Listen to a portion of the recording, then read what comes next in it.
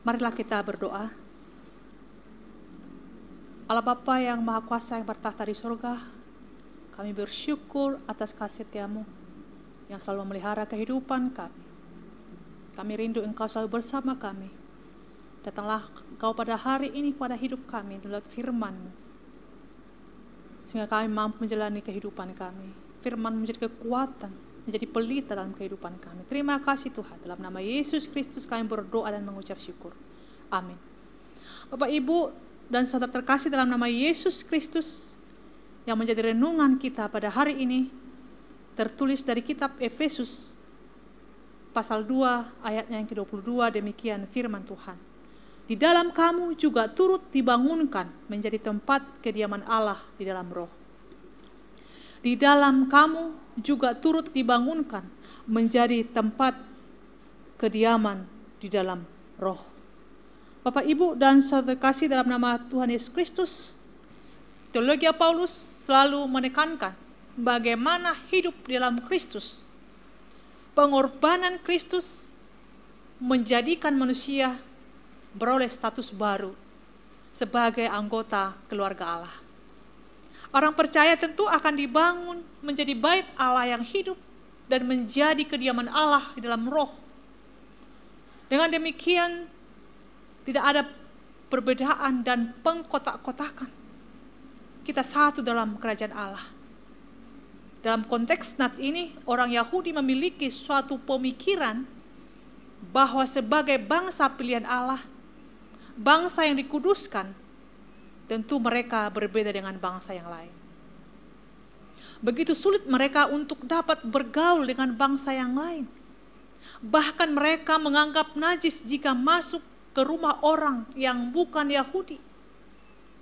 Pemikiran yang demikian menjadikan persoalan di tengah-tengah jemaat pada waktu itu. Itulah sebabnya Paulus merasa perlu mengirimkan suratnya sebagai sebuah pesan untuk memperbaiki permasalahan dan memperbaiki hubungan antara jemaat pada waktu itu.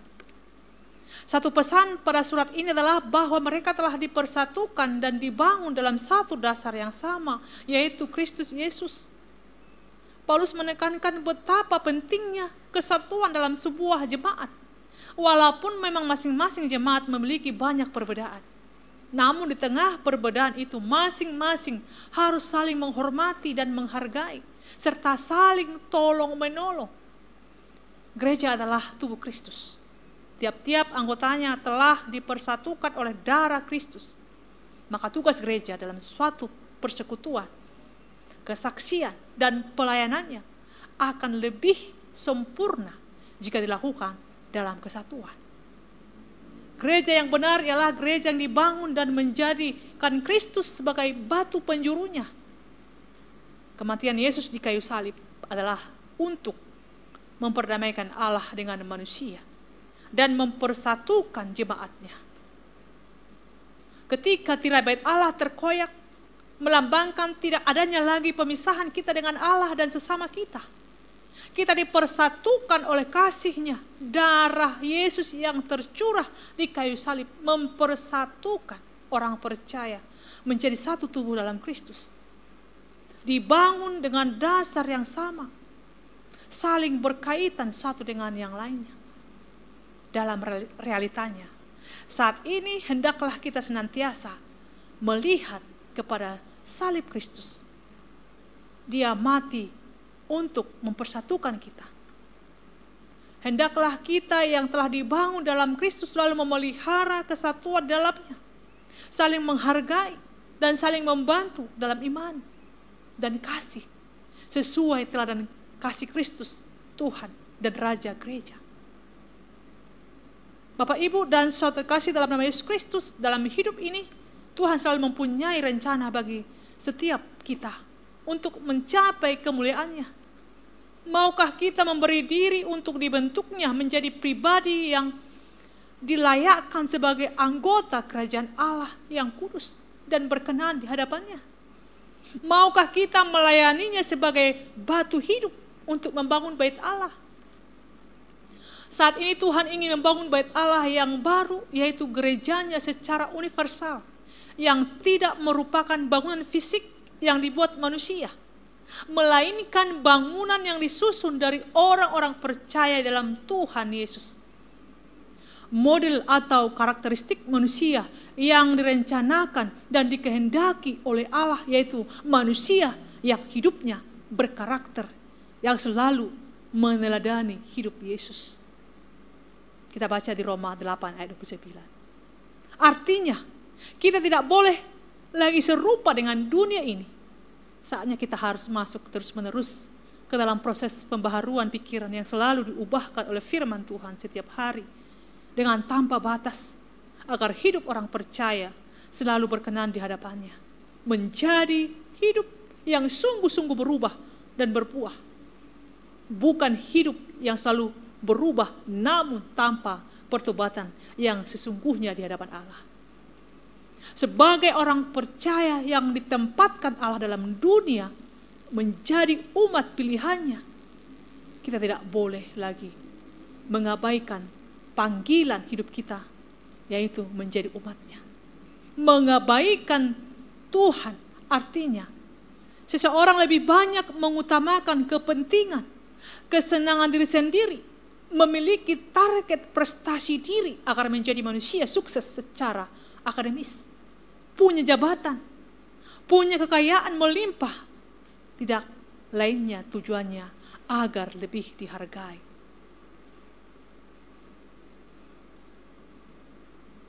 Tidak lain tujuannya agar lebih dihargai dan dihormati orang lain. Nyatalah diri kita yang lebih utama daripada Tuhan kita yang kita percayai. Bapak, Ibu, dan saudara terkasih dalam Yesus Kristus, gereja Tuhan yang hidup bukanlah gereja yang menekankan bangunan dan fasilitas fisik, namun lebih juga mengutamakan kehidupan rohani dan iman jemaat Tuhan agar mengalami pertumbuhan iman yang benar dan tepat.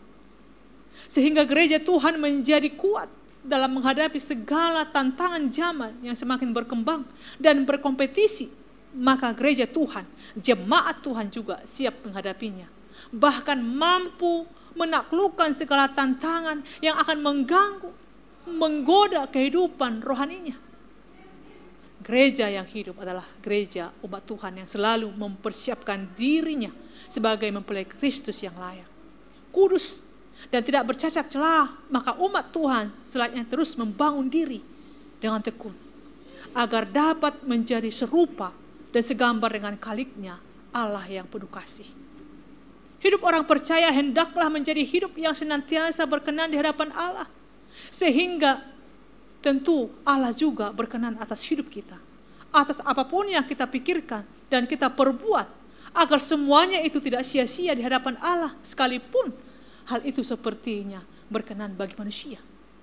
Jika Allah berkenan atas hidup kita, maka tentu Allah juga berkenan agar kita tetap menjadi saksinya, yang selalu menjadi berkat dan teladan bagi orang lain, bagi dunia ini.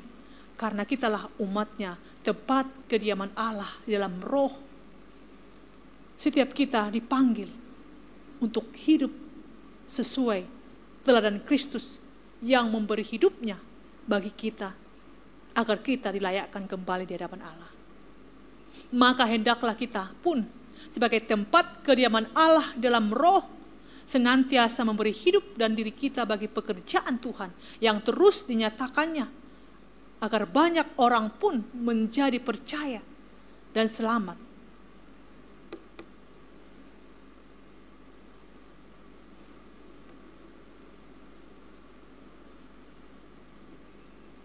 Maka hendaklah kita pun sebagai tempat kediaman Allah di dalam roh senantiasa memberi hidup dan diri kita bagi pekerjaan Tuhan yang terus dinyatakannya, agar banyak orang pun menjadi percaya dan selamat. Nama Tuhan dipermuliakan. Kiranya hidup kita selalu diperbaharui oleh firman-Nya yang memampukan kita menjalani segala aktivitas kita setiap saat. Amin. Kita berdoa. Terima kasih Tuhan atas firman-Mu yang telah kami dengar, bahwa Tuhan melalui penebusan Kristus telah menyelamatkan hidup kami. Dan darah-Mu yang tercurah di kayu salib telah mempersatukan kami orang-orang percaya, sehingga kami menjadi satu dalam keluarga Allah. Mampukan kami hanya untuk selalu melihat salib-Mu,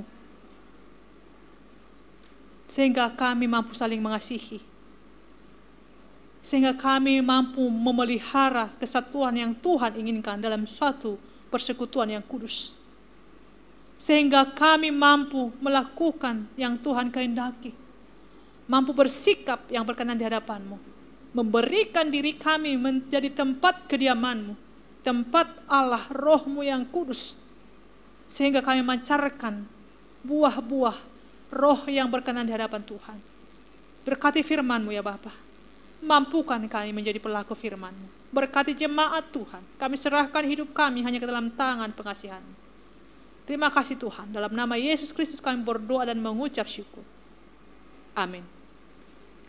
Bapak, Ibu, dan saudara kasih Tuhan, Tuhan Yesus memberkati.